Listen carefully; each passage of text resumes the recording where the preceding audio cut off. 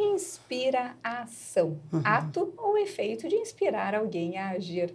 Olá, olá! Sejam muito bem-vindos a mais um episódio do Datumcast, nessa série especial Inspiração Datum, onde os nossos convidados nos inspiram à ação.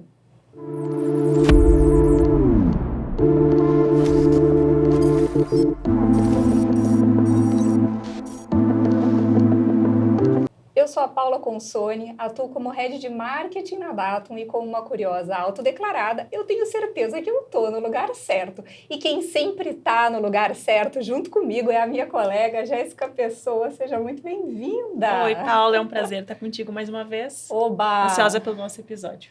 Boa, bora lá então. A gente tem hoje uma convidada para receber aqui, que é uma mulher assim cheia de camadas. Ela tem uma autodescrição que ela sempre utiliza, vou roubar aqui dela. É uma mulher preta, de cabelos crespos, na altura do ombro. Ela está usando um belíssimo batom vermelho, que logo mais vocês vão ver, e tem um lindo sorriso.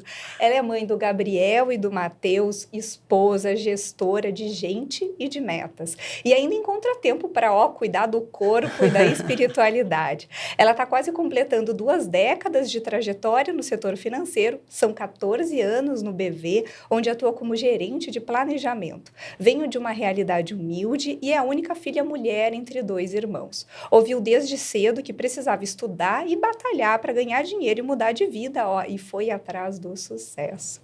Com o tempo, ela entendeu que tudo bem ser forte, mas não precisava vestir a skin de guerreira o tempo todo. E que ser mulher no mercado de trabalho nem sempre é fácil. Mas hoje, ela coloca todo esse repertório e potência à disposição de jovens meninas que recebem a sua mentoria. Ela é, para a nova geração, a referência que não tinha quando estava começando. É inspiração dentro e fora do trabalho. Rose Dal Santos, seja muito bem-vinda ao Inspiração. Muito obrigada, muito bom dia. Muito feliz e emocionada, né, com essa abertura que você fez. Essa é a minha história, né? A gente sabe disso, mas é muito bacana poder ouvir alguém falar, né? Então, estou muito feliz de poder estar aqui e poder inspirar também, como eu sou. Eu tenho muitas pessoas que me inspiram e eu gostaria também de poder inspirar outras pessoas. A gente que fica muito honrada, né, de poder Super, falar. bem ansiosa. Rose, então vamos começar do início, né? Vamos. Você cresceu numa família humilde. Exato. Você é a única filha, né, entre 2 irmãos, Isso. cresceu com seus pais.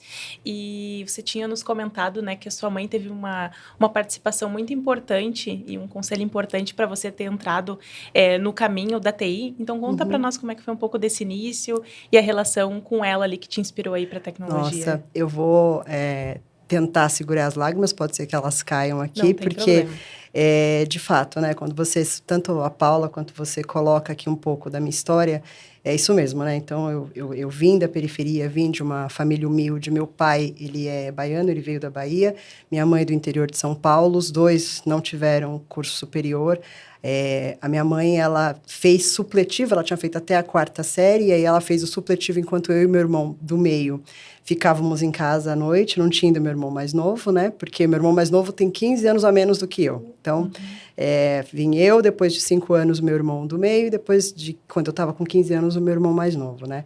E a minha mãe, quando meu irmão do meio nasceu, ela precisou parar de trabalhar, porque naquela época não tinha... Ela trabalhava como auxiliar de produção numa empresa, e eu ficava de casa em casa, né? Então, hora com uma tia, hora com uma vizinha, cada vez com uma pessoa ali na periferia. E aí, quando meu irmão nasceu, ela teve alguns episódios, algumas situações que não cuidaram muito bem dele. Enfim, ela precisou sair do trabalho, ficou em casa, e isso desenvolveu uma amizade muito grande, uma conexão muito grande de nós 2, né? Minha mãe tinha aquilo muito forte de que a filha mulher é a filha que tem que ser amiga. Tinha uma coisa também, né, da década de 80, de que eu tinha que ajudar a cuidar e eu tinha que ajudar a maternar também. Então, a coisa da liderança, a coisa do servir veio muito cedo comigo, né? A cobrança também veio muito cedo, então eu lembro que desde pequena eu saía para brincar e eu só podia sair para brincar se meu irmão fosse junto comigo, né? E aí meu irmão também não podia saber que ele era café com leite, porque senão ele ficava bravo e aí eu tinha que entrar, né? Não podia continuar brincando.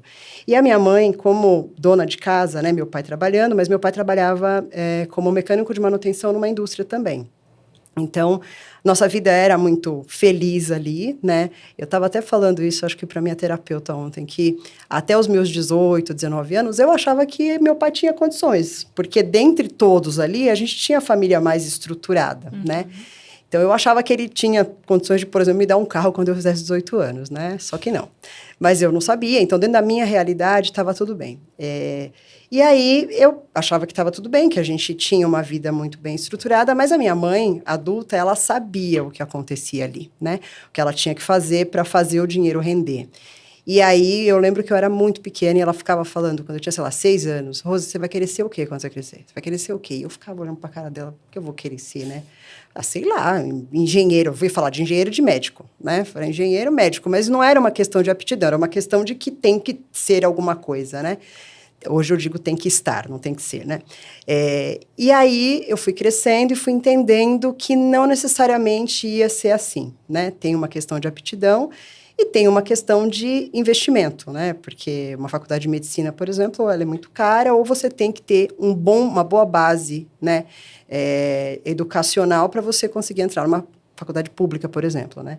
E eu não tive isso, infelizmente, escola pública, e foi uma escola pública boa, porque minha mãe fazia questão de ser a escola padrão, né? Então, ela ficava passava a noite na fila para conseguir uma vaga para a gente nunca estudou no bairro, né? Então, eu estudava numa escola muito boa, mas eu não tinha como seguir esse sonho, por exemplo, de ser médica, né? E também não conhecia ninguém. Se eu não estou enganada, não, eu estava até pensando nisso ontem. A primeira pessoa na minha família que se formou foi um primo meu, que tem uns 8 anos a mais do que eu, coincidentemente ou não, TI, né? E aí ele foi o primeiro. O resto, ninguém tinha formação. E aí eu fui crescendo, esse tempo foi passando, meu irmão mais novo nasceu, a gente passou por várias situações em casa, e aí eu entrei na computação, né? Que aí eu fiz datilografia, minha mãe queria que eu tivesse um diploma de datilografia, fiz datilografia. E aí, quando veio o computador, ela falou, não, acho que você tem que fazer um curso de computação. Fiz um curso de computação e comecei a gostar daquela coisa ali do Word, né? Da tartaruguinha andando. Para mim, aquilo ali era computação, né? E aí, dentro dessa aula que eu fiz, tinha um programa de estágio que você ia toda sexta-feira, de segunda a quinta tinham as aulas, e na sexta-feira a gente podia ir treinar. Então, fazer atividades, tinha aquelas salas com um monte de computador, e tinham os monitores. Tinha um professor e vários monitores na sala. E aí, um dia eu perguntei, o que faz para ser monitor, né? Aí eu tinha, sei lá, 16 anos. E eles falaram, se você quiser vir, você pode vir. A gente paga um valor para você toda semana que você vier. E aí eu comecei a ir, né? Comecei a ajudar, eu comecei a me interessar e comecei a gostar disso. Falei, eu acho que eu estou gostando desse negócio aqui, né? Aí, 16 anos, 17, aí tive que trabalhar em outros lugares. E quando acabei o ensino médio, eu falei, eu preciso fazer alguma coisa, né, de faculdade.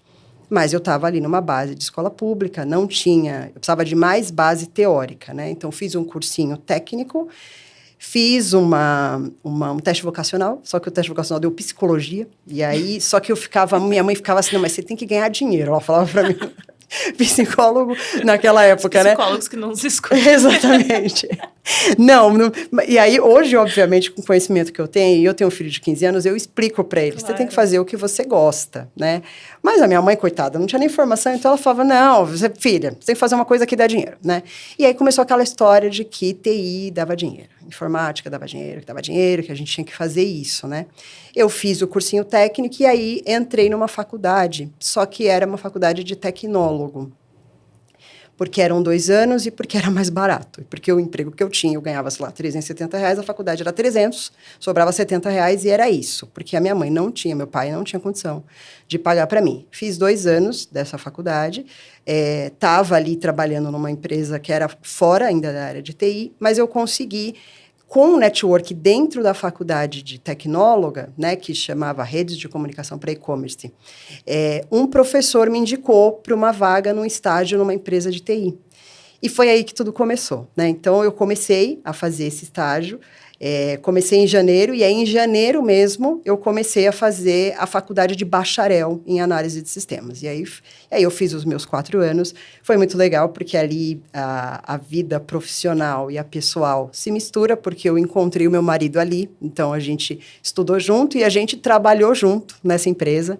Foi um programa muito legal dessa empresa, chamava Programa Novos Talentos. Eles abriram uma turma para 20 estagiários, e esses 20 estagiários, como se fosse um programa de trainee, só que era de estágio.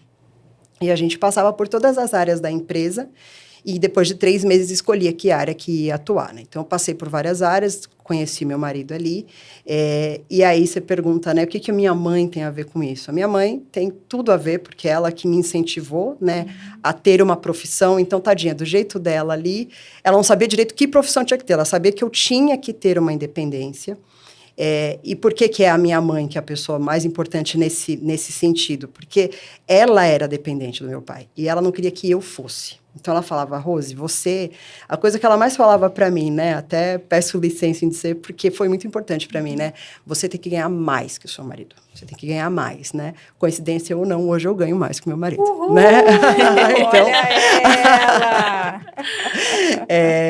Então, ela foi fundamental nisso, e ela foi fundamental quando ligaram para ela, ligaram para mim, na verdade, para me convidar para o processo seletivo dessa empresa, né, de estágio. E eu não estava em casa, eu estava trabalhando. Ela atendeu. E minha mãe, muito religiosa, eu sou super religiosa também, por conta da minha mãe, ela conversou com o recrutador, né? E o recrutador, quando eu cheguei lá, ele falou, eu falei com a sua mãe é maravilhosa, ela é maravilhosa, e você está aqui por causa dela, porque a minha mãe começou a falar de Deus com ele, começou a falar que para ele me dar uma chance, que ele não ia se arrepender, e aí foi que tudo aconteceu, e foi onde começou a minha jornada em TI. Ai, que incrível. Sua mãe é uma mulher incrível, né? O pensamento para a época, assim, dela, né? Ter te aconselhado dessa forma é maravilhoso. Então, dá para dizer que você foi, além da área de TI, mas para a área financeira, porque banco dava dinheiro? Aí eu costumo dizer que, assim, né? A área financeira, ela aconteceu, né? Mas tem uma coisa também, né? Que aí eu falo de fé, eu falo de Deus, eu falo de, né? Peço licença para dizer da minha fé aqui, né, de Maria, que é a mãe de Jesus, que é o que eu acredito muito, sou até consagrada a Nossa Senhora de Fátima. Minha mãe se chamava Fátima, né? Minha mãe, infelizmente, não está mais entre nós, ela faleceu tem 4 anos, né? E é minha maior dor, minha maior saudade, mas também um dos lugares que é onde mais extrai o combustível, né? Então, ela perdeu a mãe dela também, quando tinha, sei lá, 30 anos. Eu perdi a minha mãe e toda vez que fica muito difícil, eu lembro dela, né? Como é que ela fez para passar por isso, quando doía demais, né? Então, eu tento seguir o mesmo caminho, né? E aí, eu costumo dizer que é Deus e que é Maria, que é energia, que é minha mãe, porque teve um momento na minha carreira que eu estava ali fazendo aquele estágio que eu comentei com vocês, né? Na escola de computação, e um menino que estava estudando, ele falou assim, cara, eu trabalho em banco, ele falou. Eu trabalho em banco. Trabalho em banco e eu lembro que, na época, era um salário muito alto, né? Para mim, que tinha, sei lá, 16, 17 anos. Ele falou, não, e o negócio é trabalhar em banco. Ele falou, porque carreira em banco, você ganha muito dinheiro, porque tem bônus, porque não sei o quê. E aquilo entrou na minha cabeça e eu falei, banco, né? Mas passou. E aí eu fui fazer as outras coisas e eu acho que a energia puxou. Um dia eu estava trabalhando ali, eu saí dessa empresa que eu tinha feito estágio, fui efetivada nela, trabalhei uns 5 anos ali, fui para uma outra empresa de consultoria, sempre consultoria em TI, e sempre assim, né, que acho que é legal dizer, eu não sou ultra técnica, eu sou de TI, mas eu sempre faço uma conexão de processo, negócio e TI, né? E aí eu estava ali, projeto, processo, e fui para ser analista de processo numa outra consultoria, que dei um salto ali, foi um pouco melhor, foi até quando eu casei, né? E aí, 3, 4 meses depois, comecei a cadastrar um currículo meu num site, não terminei de cadastrar, porque até eles falaram, você precisa pagar tanto a mais para o seu currículo ficar em evidência. E eu falei, não vou cadastrar. E aí me ligaram, uns 2 dias depois. Falei, eu peguei o seu currículo aqui, no site tal, e eu tô com um processo seletivo no Itaú. E aí eu achei que era aqueles golpes. Falei, tá, você achou meu currículo. Eu nem terminei de trabalhar. Ela falou, você não quer participar do processo? É uma vaga para analista de processo no Itaú. e você vai participar do processo seletivo se você quiser. Eu falei, eu vou participar, né? Tudo bem. Aí eu falei com meu marido, já estava casada, né? Tinha umas 20 pessoas. Foi um processo seletivo. Tive umas 4, 5 fases. Teve teste, a entrevista foi a última coisa. Teve Bem teste, concorrido. teve dinâmica. Teve uma dinâmica com os gestores, eles foram lá ver. E aí eu cheguei, acho que foi uma das primeiras vezes que eu falei, essa vaga vai ser minha. E eu sentei ali e eu era a menos preparada de todos, assim. Porque quando as pessoas começaram a se apresentar, porque eu trabalho no Banco Ford, porque eu tenho 2 pós-graduação, porque eu estava fora do Brasil, e eu falei, meu Deus do céu. Mas aí, na hora eu pensava, não, mas eu não vou deixar isso me abater, né? Se eu tô aqui, eu sou capaz. E aí, fiz o que tinha que ser feito ali. Lembro até que numa das dinâmicas tinha que ir na frente apresentar, e aí, coincidência ou não, tinha 2 vagas, né? As 2 pessoas que levantaram para apresentar foram as contratadas, e eu e uma outra menina que estava lá. E aí, a coisa aconteceu. Eu entrei no mercado financeiro, trabalhei nesse gigante financeiro, né, que era um dos bancões que a gente tem aqui, por 5 anos, né? Fiquei como analista de processo, fiquei como analista de projetos um tempão. E enquanto eu estava trabalhando nesse banco, eu fiz uma pós-graduação, porque a faculdade que eu fiz era um bacharel, mas era uma faculdade que não era de primeira linha, né? Uhum. Então, lá no próprio banco mesmo, os feedbacks, saiu um pouco isso. Isso aqui não é muito legal para você crescer. E aí, né, incansável de, né, tudo bem, não importa de onde eu vim, mas eu sei onde eu quero chegar, eu preciso crescer, né? Para eu crescer, eu faço o quê? Ele falou, então, você precisava ter uma faculdade um pouco melhor, né? Porque essa faculdade aqui é um pouco complicado. Aí eu entrei numa pós-graduação, fiz uma pós-graduação numa faculdade de renome, fiz uma pós-graduação de gestão de negócios. E aí, nessa pós-graduação, eu conheci um rapaz, um amigo meu, que trabalhava no Itaú, mas o Itaú é gigantesco, né? Então, eu não conhecia ele de lá. E aí, ele saiu, acabou saindo e foi pro BV, né? E aí, ele me chamou. Ele foi pro BV, estava uns 3 meses que ele estava lá, ele me ligou, falou, Rosa, eu tô com uma vaga aqui. Eu estava muito numa confusão e num conflito e uma reflexão de avançar na carreira, né? E infelizmente era um momento diferente do que o banco estava num momento de mudança ali e as coisas não iriam acontecer para mim. E aí eu pensei, falei, putz, eu tenho, né, 2 alternativas. Ou eu espero, né? E aí é um banco muito grande, com 100 mil funcionários, e as coisas pode ser que não aconteçam no tempo que eu preciso que aconteça, ou eu me movimento, né? E aí um fato importante, né? De novo, a vida profissional com a pessoal junto, meu filho mais velho estava com 1 ano, né?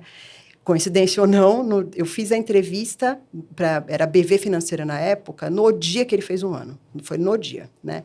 Eu lembro que eu acordei, dei parabéns para ele, só que fui para a entrevista, né? E aí, esse meu amigo me chamou, falou, vamos, e aí era para trabalhar, eu trabalhava com projetos, sempre projetos, processos, mas era para a área de atendimento, né, do banco. E ele me chamou para ir para o crédito, né, mas com projetos também. Aí eu entrei no BV, foi aí que começou essa história, né, há 14 anos atrás. Muita coisa aconteceu, né, de lá para cá, mas foi onde eu fui apresentada ao mercado financeiro, né? A coisa acabou acontecendo, assim, Gê, não foi eu que... Sim. Eu tinha, acho que, uma coisa da energia de querer, mas aconteceu, a gente né? atrai, né? O que a gente mentaliza, Isso, então. exatamente. Mas aconteceu e é isso. Aí estou no mercado financeiro esse tempo todo, mas sempre tentando não me deixar estagnar, tentando ter esse contato bacana que a gente tem também, e de me movimentar para não ter só esse carimbo de que a Rose trabalha ali no mercado financeiro há muito tempo e é isso, né? Mas é uma indústria que eu me acostumei também, né? Claro. E é uma indústria que se movimenta muito rápido, que como é uma indústria que tem mais recursos, né, financeiros, acaba tendo mais inovação, né, mais mudança. O Brasil é um destaque, né, em termos de tecnologia voltada, né, para o mercado financeiro. São 20 anos, você viu muita coisa mudar. Quais dessas transformações que você viu que mais te marcaram?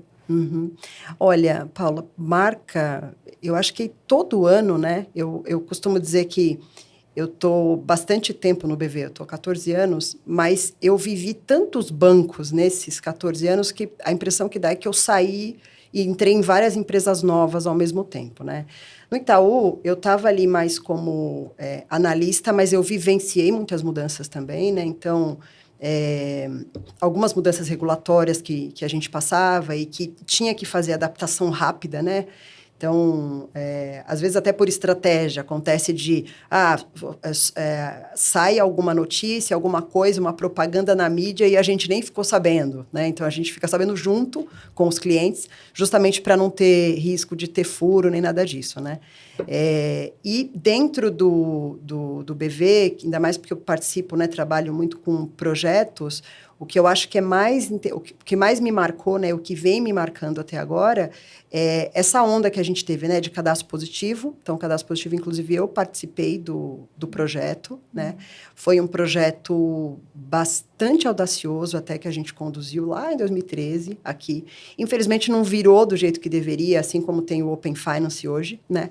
Mas é quase que a gente tem um score aqui dentro, né? E nos Estados Unidos isso funciona muito bem, né? Aqui no Brasil a gente ainda tem muito a avançar, mas a gente tem que mudar tanta coisa, né?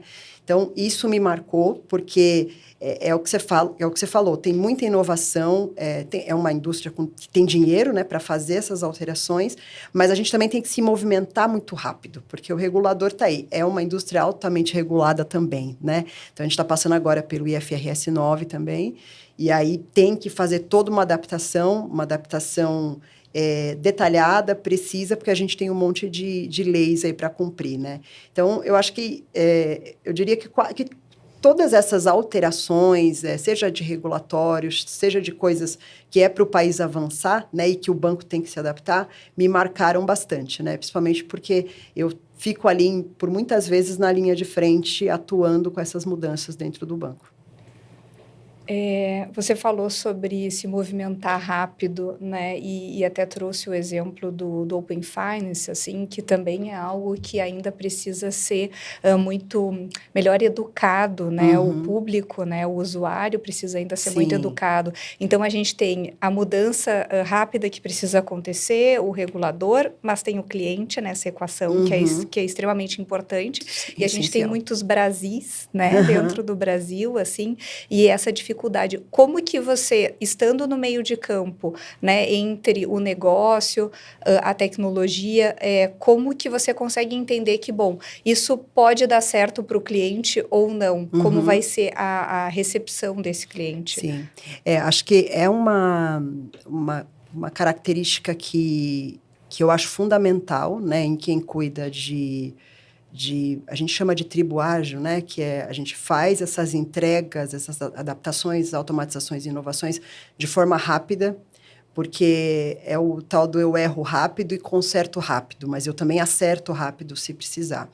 Eu acho que aqui essa coisa de estar muito conectada com o meu cliente final, né? Então, ainda que hoje eu estou mais numa estrutura de crédito, né, que tem um contato menor com o cliente final, eu tenho um contato muito grande com a área comercial, por exemplo, que é a área que está na linha de frente com o meu cliente. Então, é fundamental saber o que o meu cliente quer, é fundamental saber aonde o banco quer chegar. Então, qual que é o planejamento estratégico do banco? Que resultado o banco quer atingir esse ano, né? E aí eu conecto isso ao que eu preciso fazer, ao que eu tenho de orçamento, né? E o que eu preciso fazer para atingir esses resultados. Então, não é incomum, né, no meu dia a dia lá com a equipe que trabalha comigo, eu fazer esse tipo de conexão. Então, a gente tem, eu tenho como metas lá, por exemplo, a receita da área comercial, né? E aí você fala, mas como é que você traduz para a área de TI que ele tem que ter a receita? Eu falo, a gente está totalmente ligado na receita, porque se eu fizer uma implantação de alguma coisa que me traga créditos ruins, eu vou ter uma PDD maior e isso vai impactar o meu resultado, né? Então, eu acho que aqui a combinação perfeita é essa. Eu tenho que estar muito antenada com o que o meu cliente quer e com qual o resultado que o banco quer dar. O que está no PE e o que o banco quer esse ano. É isso, aí eu coloco uma meta, né, que seja smart, né, que o pessoal entenda, e eu tenho que fazer essa tradução o tempo todo, para o pessoal, para a equipe, né? Inclusive, eu sempre provoco muito eles, né? Assim, o que vocês não entenderam aqui de negócio, né? E aí, tem uma coisa que a gente fala lá que virou até piada, né? Que quando alguém vai trazer uma demanda, a gente fala, tá, que ponteiro que mexe? Porque senão eu não vou nem fazer. Ah, mas quero trocar a cor do botão da tela. Não, isso aqui mexe algum ponteiro? Então, não vai dar para fazer, porque a gente tem que usar de melhor forma, usar os recursos e dar resultado para o banco, né? Uma das questões que sempre aparece aqui no podcast, Rose, é sobre liderança. Uhum. E eu queria saber um pouco mais de ti, como é que foi essa jornada até a liderança? Isso sempre foi claro para ti que você tinha esse perfil, foi se descobrindo? Olha, é legal, né, isso, porque eu sou gestora há muito tempo, sei lá, uns 15 anos, né, até mais. E eu acredito que tem o líder que é inato, né, e que a gente desenvolve isso, né? Depois de muito tempo trabalhando com isso. Mas quando eu trago um pouco, né? E, de novo, a vida profissional, o pessoal se conecta o tempo inteiro. Lembra quando eu falei das brincadeiras, que eu estava lá com o meu irmão e tudo mais? Eu sempre liderei as brincadeiras, né? E não é porque eu queria. Chegava, Rosa, que brincadeira que a gente vai fazer? E aí eu sempre dizia que brincadeira que ia ser. Eu que falava que ele não podia saber que ele era café com leite, senão eu ia ter que entrar. Então eu tinha um perfil ali mais de liderança desde muito pequena, né? E aí quando eu comecei a trabalhar como estagiária, depois na empresa de TI que eu fui trabalhar, na empresa de TI, em 9 meses, 10 meses mais ou menos, eu comecei a ser team leader da equipe que a gente estava, né? Então, logo que eu fui efetivada, eu já comecei a ser team leader da equipe que eu estava. E por quê? Porque eu executava muito bem as coisas, né? Então, sempre tive um perfil muito bom de execução. Então, sei lá, a gente chamava lá de feedback. Tem que dar feedback para os usuários, dos chamados. E o pessoal não dava. Ficava lá 2.000 chamados para dar feedback. E eu entrava e ia dando feedback, né? E aí a minha chefe viu isso e falou, legal isso aqui que você está fazendo. Você está zerando a fila e tal.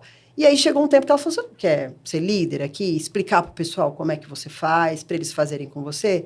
E aí começou a minha jornada, na verdade, muito mais que 15 anos. Isso aí foi lá em 2002, então tem bastante tempo, né? Mais de 20 anos. Uhum. Só que ali, obviamente, eu ainda não era uma gestora, né? Então, eu fazia as coisas dos outros, né? Porque eu era a líder, mas não era líder, né? Então, para eu não ser cobrada pelo que eles não faziam, eu fazia, né? E aí eu fui aprendendo, as duras penas ali, né? Eu já chorei muitas vezes, lidei com gestores que naquela época eram o chefe, né? Não era o líder ainda, então a coisa hoje mudou bastante. E aí, aos poucos, eu fui me formando meio que a líder que eu sou hoje, né? Então, muito do que eu via na minha mãe também, que era muito enérgica, né? Minha mãe tinha uma educação, era mãe raiz mesmo, né? Era muito enérgica. Li bastante coisa, estudei bastante, e aí eu fui me tornando a gestora que eu sou, né? E eu acredito muito assim, né? A gente aprende muito com as pessoas e a gente aprende o que a gente tem que fazer e o que a gente não tem que fazer. Então, tem muito gestor que eu tive e que eu tenho, enfim, que você olha e fala, não, isso aqui é legal, né? Mas isso aqui acho que já não combina mais comigo, né? Então, acho que eu fui evoluindo. Primeiro de uma gestora mais executora, mais operacional, mais mão na massa. Depois eu fui passando por uma camada mais tática e hoje eu tenho um pensamento mais estratégico, mais de ouvir também, né? De antes de dar as respostas, perguntar um pouco mais, explorar, provocar, né? Mas é uma construção constante, né? Acho que a gente tem que fazer cursos o tempo todo e sei lá, 80% é a prática, né? Mais do que o curso. Sim, a gente vai se descobrindo e se inspirando também em outras pessoas, né? Exatamente. E nessa jornada de construção da tua liderança, assim, como tu vê o recorte mais para gênero, de ser uma líder mulher, como foi essa construção, sentando numa cadeira de liderança de TI, sendo mulher? Olha, é bem bacana essa pergunta, porque eu tô como líder do grupo de diversidade agora no banco, e o meu grupo é de gênero, né? Então, tem muita coisa que eu tô aprendendo ainda, né? Então, acho que a gente, enquanto a vida, há aprendizado, né? Então, enquanto o coração tá batendo, a gente tá aprendendo. E eu até vou falar um pouquinho antes do gênero, falar da questão racial, né? Eu não sei o que vem antes. Se é quando me perguntam de dores, falam, eu não sei o que dói mais, o que dói primeiro. Se é a questão de ser negra, se é a questão de ser mulher, né? Que são as duas minorias ali que eu me enquadro, né? A questão racial, eu fui entender mesmo o que estava acontecendo, sei lá, uns 4, 5 anos atrás, né? Então, até então, eu costumava dizer que, mas eu não ligo, eu nem percebo, né, que eu sou negra, eu nunca sofri racismo, e aí depois eu fui entendendo que estruturalmente isso acontece todos os dias. Infelizmente está dentro da nossa cabeça e é uma mudança, a sociedade já melhorou bastante, mas ainda temos que mudar muito, né? E aí agora, né, que eu sou líder de diversidade deste grupo, eu comecei a olhar com um olhar diferente para essa pauta de mulheres, né? E a gente tem, dentro do banco, muitos aliados homens, isso é muito bom, né? E um dos nossos principais aliados é o head de TI, né?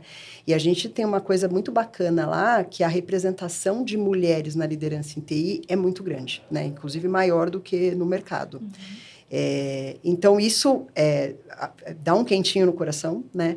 Mas a gente ainda vê que temos muitos obstáculos, né? Então, às vezes você está ali numa reunião, aí tem umas coisas que acontecem, você percebe, você fala, talvez se eu não fosse mulher isso não teria acontecido, né? Talvez aqui eu teria sido escutada, né? Se eu não fosse mulher. Então, eu acho que é uma construção diária, né? E eu acho, a gente busca, né? Eu falo muito isso, a gente busca por equidade, a gente não quer ser melhor, a gente quer ser igual. E o igual passa por ter homens e mulheres, e a gente precisa da ajuda dos homens, né? Então, quando eu falo da pauta racial, por muitas vezes eu preciso que o branco seja a minha voz. E quando eu falo da pauta de gênero, por muitas vezes a gente precisa que o homem seja a nossa voz. Então, a gente precisa desses aliados. O que eu tento sensibilizar e inspirar as pessoas dentro do banco é nisso. Fala, gente, a gente precisa de aliados, a gente precisa que os homens falem pela gente. Que os homens levantem a mão e falem, gente, aqui eu acho que não ficou legal isso aqui, né? Mas eu acho que o mundo está muito evoluído, assim, perto do que a gente já passou, né? Está muito evoluído, a gente tem muitas mulheres, né, na liderança. Eu acho que essa coisa que a gente fez, principalmente que aproximou a gente, né, da parceria que a gente tem, o programa que vocês têm, que é o Next Gen, maravilhoso, né? E eu falo, inclusive indico lá no banco, que eu falo, não, é legal, porque aqui são meninas, né, que estão na TI, que têm oportunidade. Uhum. E eu destaco o outro ponto, né, que meninas que estão na TI, e você não está pegando só menino no começo da carreira, você pega quem está fazendo transição, que é super importante, porque é um público também que às vezes está esquecido. Ela estava em outra área, ela veio para essa, agora está com 30, 35 anos, não quero. E isso é muito legal, esse olhar, né? Acho que a gente tem que olhar para essas minorias, né? Uhum. E isso é comprovado, né? Que quando você tem esse tipo de diversidade, você tem muito mais resultados. A diversidade está totalmente aliada ao resultado, né?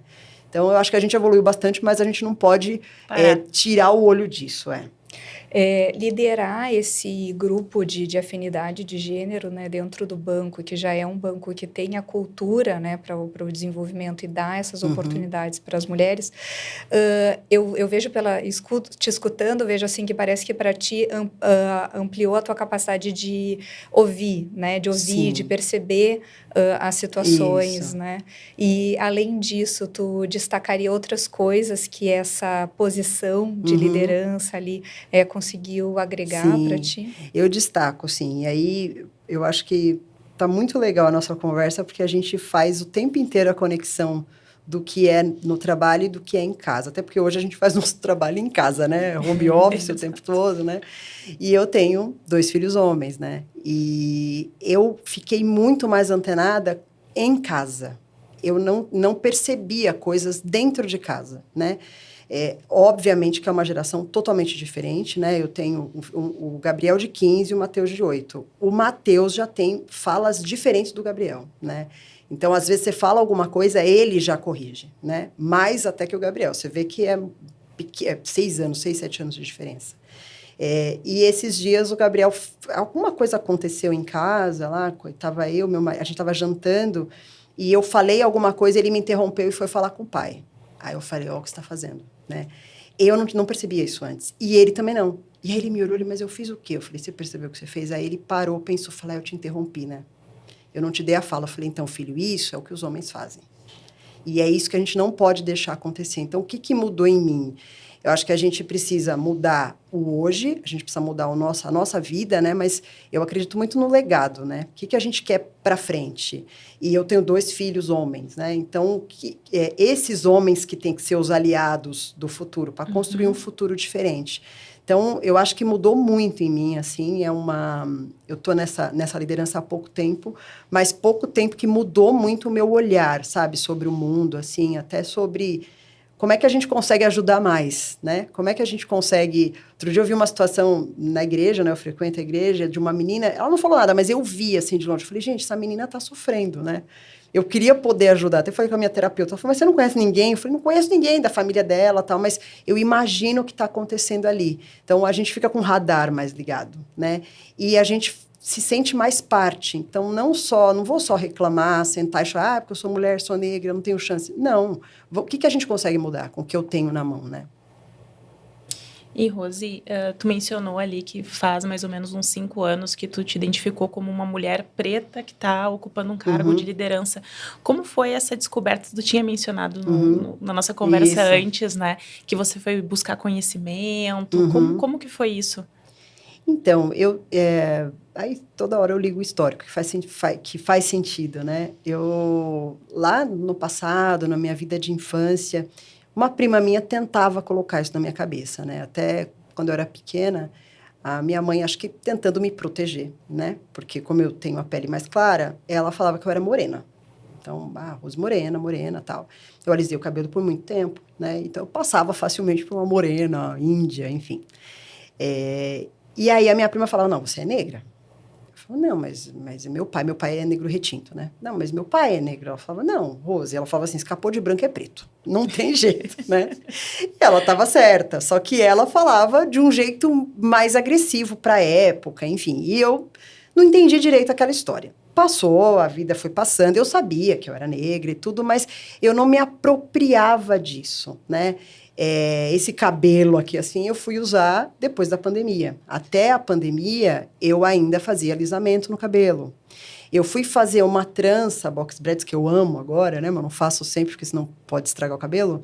Eu fui fazer há uns 5 anos atrás, na pandemia, porque eu estava em casa. Porque eu tinha isso de, não, mas não dá para eu ir no banco de trança.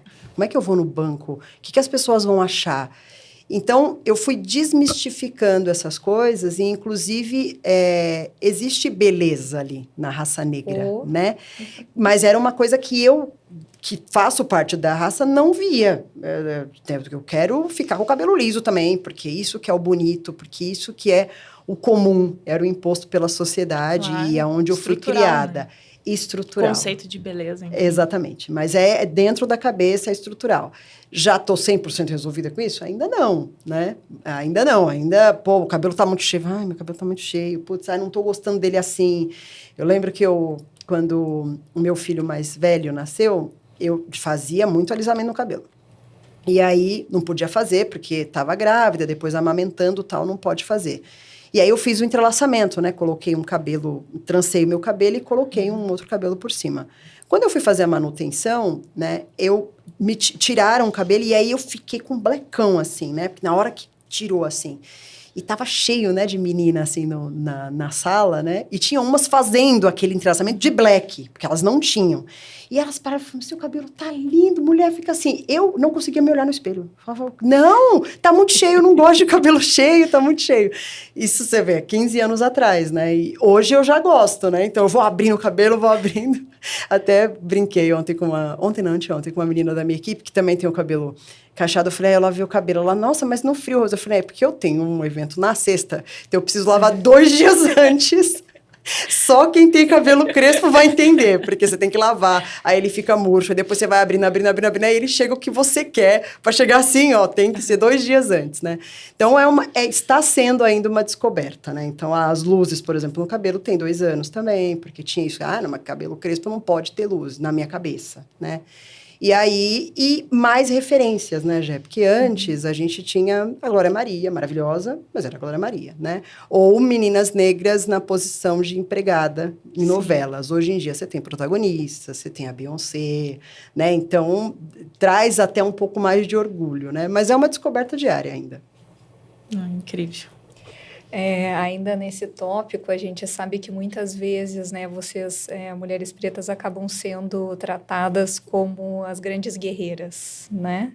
Que, enfim, que não sentem dor, né? E, bom, enfim, vários relatos que eu Sim. já escutei de outras mulheres, né, com relação a isso, até atendimento no hospital, essas coisas horríveis. Bom, e você também em casa recebia muito essa mensagem da tua mãe, né? Como você citou bem pra gente, contou assim muito, inclusive muito emocionante a tua fala.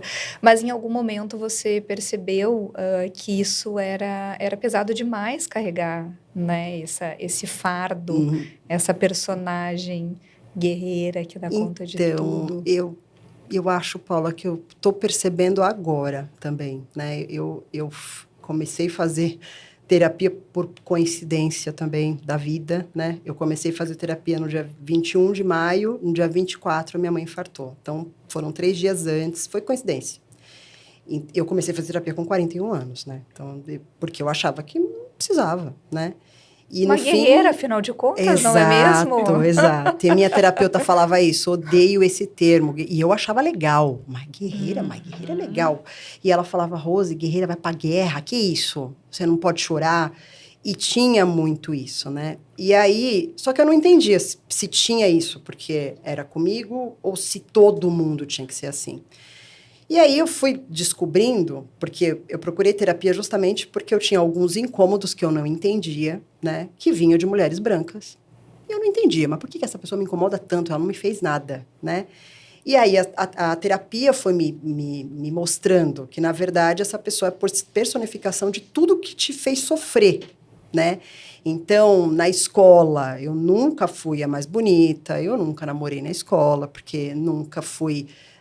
nunca se sentiram, os meninos não se sentiam atraídos por mim, porque é uma menina negra, né? E possivelmente eu era a única negra da sala e talvez poucas da escola, né? E aí o cabelo não é o cabelo que eles acham que é bonito, né? Naquela época o corpo até, mas eu era muito encorpada, então também, né? Era esquisito ali para aquela época. Então eu não tinha muita ideia de que esse tratamento que eu tinha, esse pedido não, essa coisa de ser guerreira era ruim, é uma coisa sofrida, né? Mas essa fala que você traz e que você ouve é muito verdade, né? É muito de... A gente tem que dar conta de tudo, né? Eu estava pensando isso esses dias, né? Eu falei, pô, deve ser tão bom você não ter cobrança. Deve ser tão bom. Daí eu falei para minha terapeuta, deve ser bom, não deve? Porque ela também é negra. Ela falou, não sei, mas não sei se é bom, porque eu também não sei o que é isso.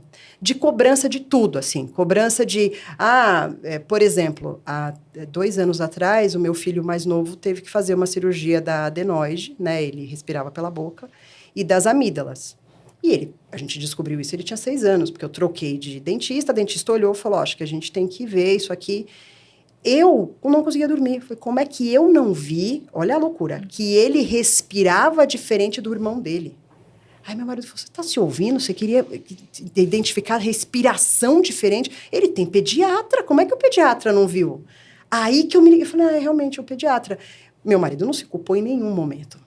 E eu me culpei. E aí, quando você vai e leva isso para terapia, você percebe que é uma coisa histórica, é uma carga tão pesada histórica, que eu não resolvi ainda. Então, eu tento tratar isso. Inclusive, na sessão ontem, eu falei isso com ela. Eu falei, eu preciso tirar essa carga das minhas costas, porque eu tenho uma culpa o tempo inteiro, né? E a culpa da mulher preta, a culpa da mãe, né? Porque a mãe também nasce, uma mãe nasce uma culpa.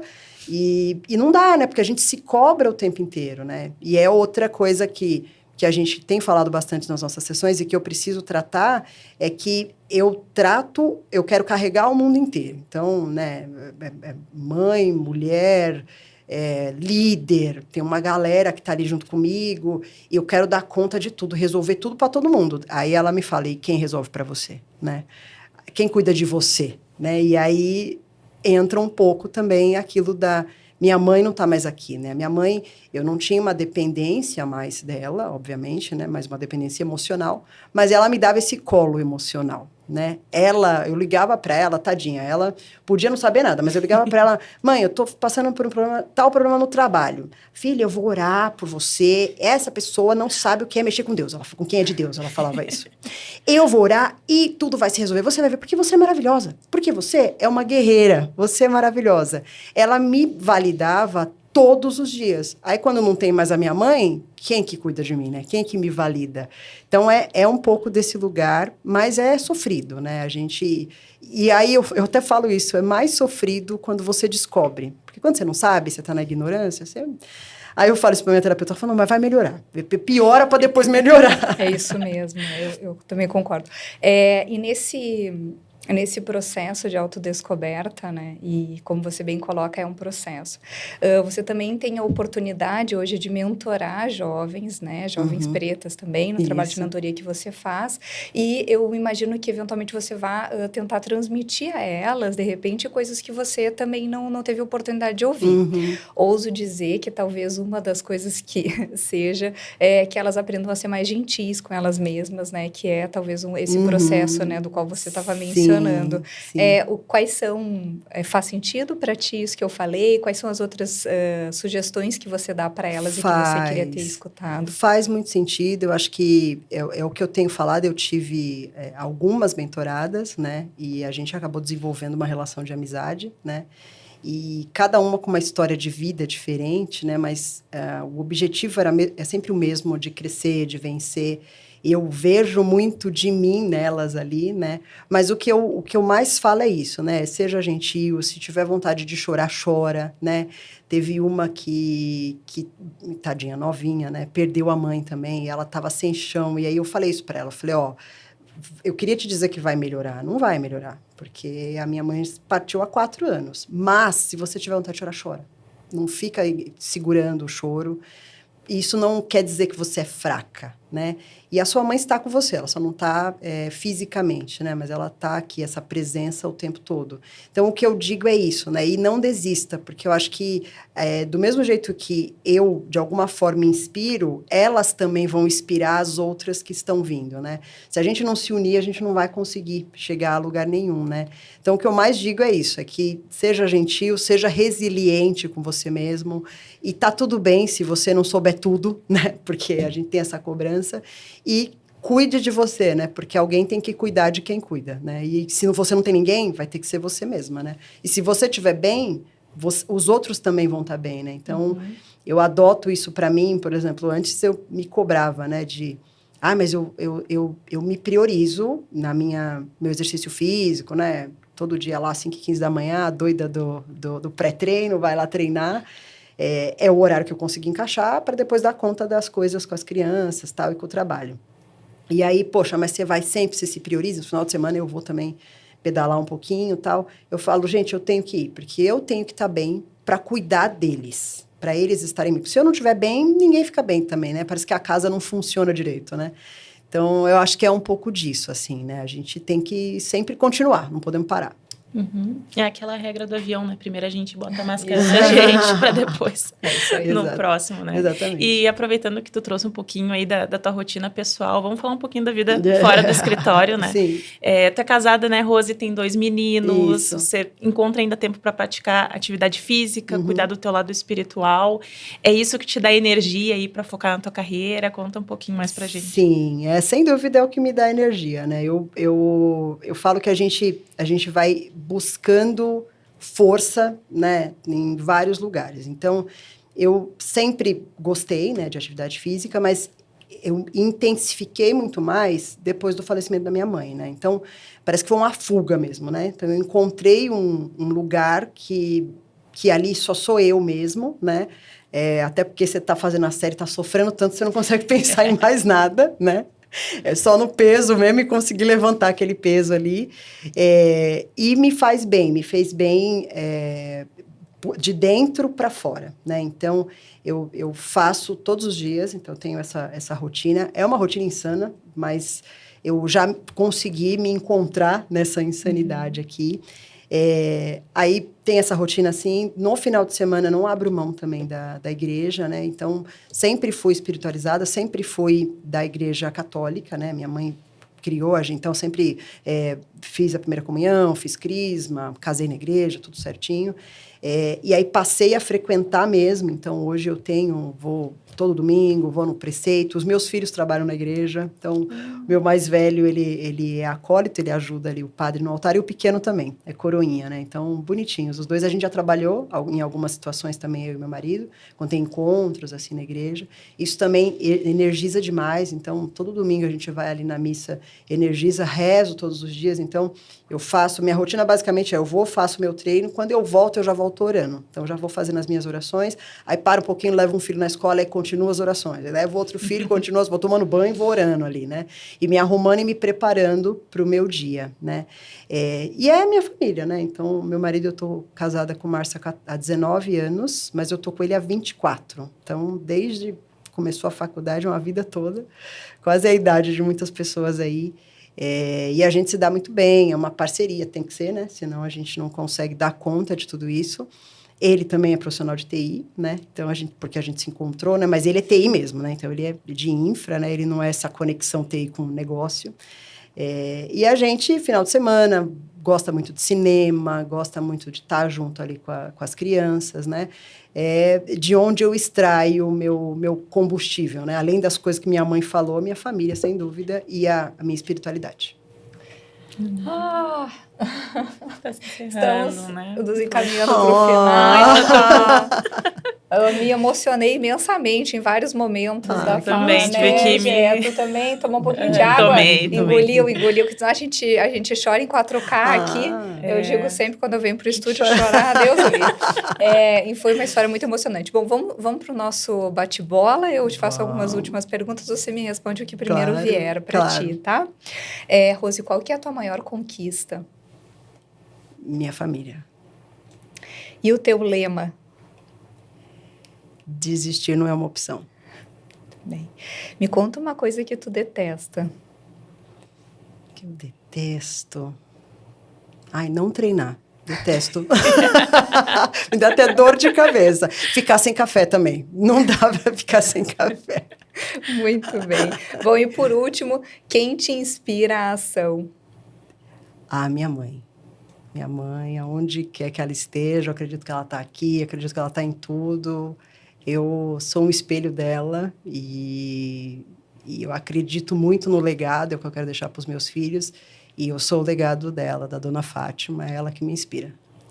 Ai, muito lindo, né? A Rose nos lembrou de tantas coisas que são tão potentes. Para mim foi até difícil, assim, escolher. São frases lindas que você falou, né? Foi muito bonito mesmo. Eu acho que ela disse que aprendeu a duras penas, mas foi aprendendo e foi conseguindo quebrar um ciclo, isso, né? E tá tentando também, isso, né? Aí. E segue tentando. Continuo que tentando, é o mais, que eu acho que é talvez o mais inspirador, né? Que não acabou, não tá pronto, não, né? Mesmo. E tem muita coisa para aprender para si, né? E para também poder desenvolver outras pessoas e seguir transformando, né? Deixando um legado, né? Como eu disse no começo, a inspiração dentro e fora do trabalho, sem dúvida alguma. Né? Enquanto o coração tá batendo, a gente tem que continuar tentando, né? E sem dúvida, minha mãe me inspira, meus filhos, sem dúvida nenhuma. Quando eu olho aquelas cabecinhas assim, eu falo, é por eles, vai.